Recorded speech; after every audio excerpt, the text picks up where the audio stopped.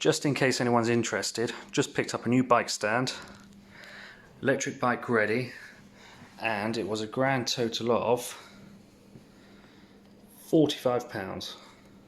I'll do a video with it all set up. Yeah, it looks right so far. Just a couple of points on this.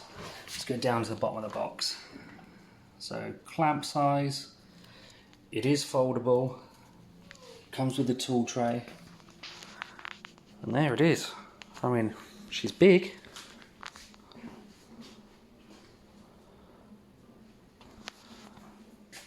Goes up even higher than this. So what's that, probably 5 foot there. The feet are really sturdy. Got little flat pads. Tool tray, you can move it around. Drawer closes nicely. Came with some little pads in there as well. So I assume you stick those bad boys in there. I've not read the instructions because I'm a man. That's what I assume.